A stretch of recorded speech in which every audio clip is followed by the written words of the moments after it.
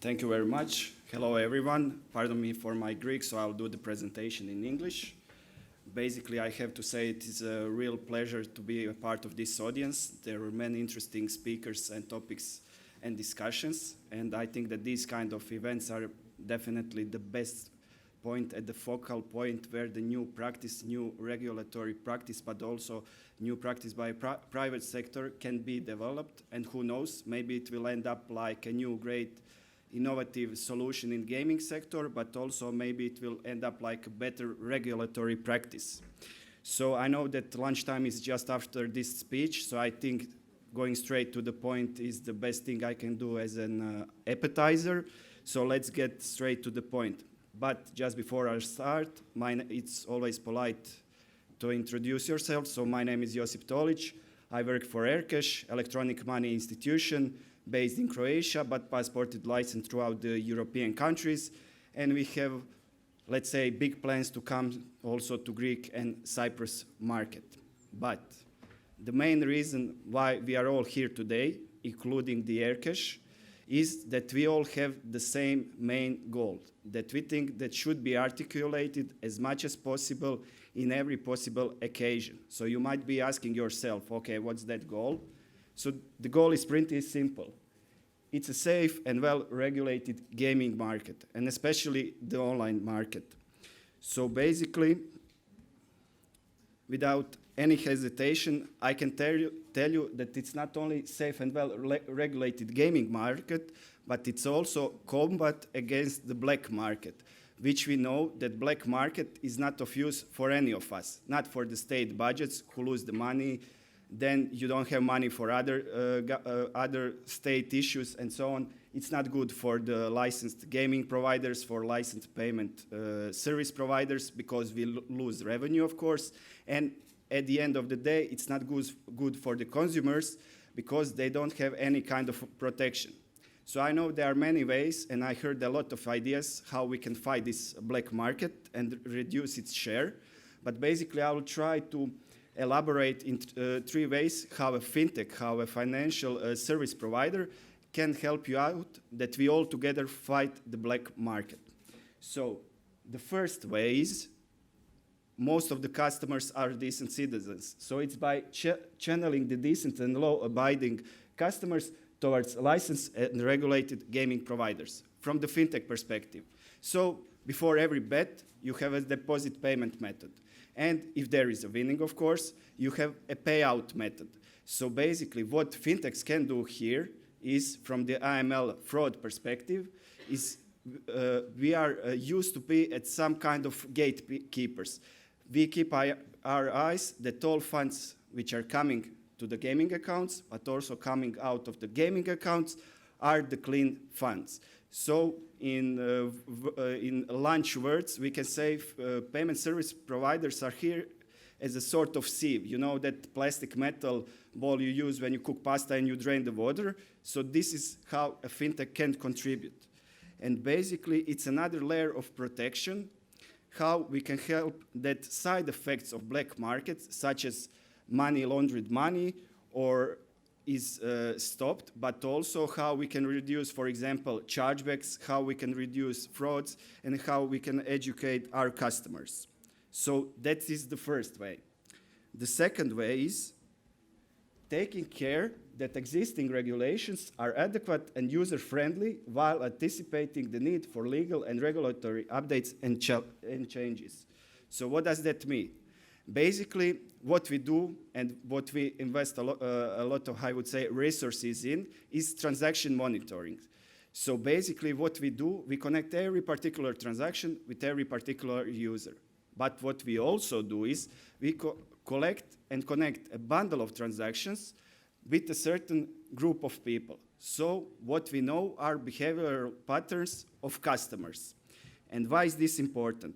This is important because if there is a regulatory change, whether it's a new law, whether it's a new practice, basically on our data, based on the data analytics, we can see how an even slight change in regulation can disturb this behavioral pattern of a customer or a group of customers.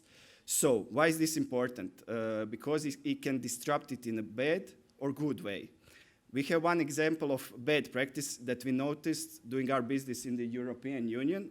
I won't mention the country name, so no one get offended, but I can say it's the biggest EU country with state treaty came into force in 2021, so you can take a guess. So basically they introduced with a good intention one rule. It's called cooling period rule, for example. So before additional bet, you need to spend 5 minutes waiting to do it. And from the data, what we got, we really noticed that they managed to cool down the customers, but they cooled them down from the regulated gaming providers and attracted them towards the illegal gaming providers. So that's a good intention that then ended up in a bad way. So basically, what can fintech do here? We do the transaction monitoring, we talk with payment regulators, we talk to gaming regulators. So basically we can be some kind of, I would say, consulting point, someone who can tell you from the practical way how can things end up. And third, it's last but most important. So financial technology platform with a wide range of services and products are the best place where you want to keep your existing customers, but also to onboard potential new customer that is still wandering around. I can say, because we are part of this world, in fintech world, there is an ongoing trend, ever-going trend, that someone will come with super application.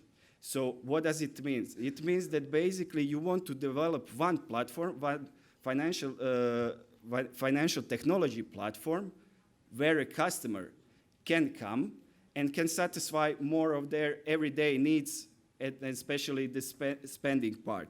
So you can see this trend. Basically, you can see how, for example, payment applications are becoming chat applications. Chat applications are, on the other hand, becoming payment applications, and so on. But this trend is not trend who will be the best in the fintech sector. This trend is also important for the whole industry. And why is that? Because with a broad product of services and portfolio, and one place where you keep your customer that is AML obliged, that is good from the fraud perspective and so on, you give him choices. You give him a place when he can do his everyday activities.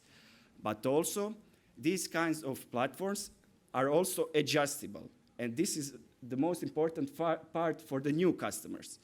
For example, these kind of products and services can be based even on the residence of a customer or on the territory where the customer is. I know I come from Croatia, so basically I know that Greece and Croatia have similar, I would say, trends when it comes to tourist season. So probably you have a lot of tourists coming up during the summer season, but you also have a lot of seasonal workers, some of them having like residence permits and so on. So basically, with these kinds of financial technology platforms, you can navigate them towards the legal gaming operators. Because first thing that they will do, if they don't go through these kind of points, they will Google it. And on Google, you will probably end up on the black market. So that's why these kind of financial technology platforms are also a good way to fight the black market and the share of black market. So I would like to end my presentation here because I think there are enough of things that you can digest during the lunch break.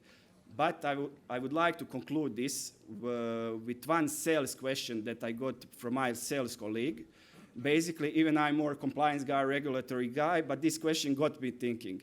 And he asked me, imagine if all EU countries, especially that big one country that has black market share for online gambling market is around 80%. So imagine if they reduce the black market share just for 10%. Imagine, he asked me, imagine how many our sales guy would hit the target, annual targets right away. So I would agree with this question, and it's a very important question to think about. And I would just add, if we reduce, for example, the share of black market for 10%, imagine how much more money would end up in the state budget, how much more revenue would be there for licensed and law-abiding companies, payment service providers, gaming providers.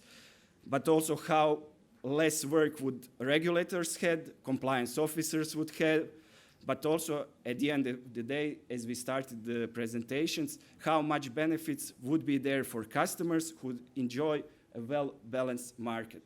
So thank you for your attention, and pardon me for my Greek, kaliorexi. Thank you, Mr. Tolić, for far more than an appetizer that Yeah. you talked about. But since we have you here, would you care to just give me an answer to the following question? Okay. Does Greece exist in your radar as a market? Is it an interesting market? Is it a promising market? I would say I wouldn't be here if we didn't recognize this opportunity and the Greece market as a very from what we see, because we do business in a lot of European countries. Mm-hmm. So we need to take that into consideration. But Greece is on a good way to become a well-balanced, a well-regulated gaming market. And this is what we are looking for, to do business with law-abiding companies and countries where everything is by the law. So.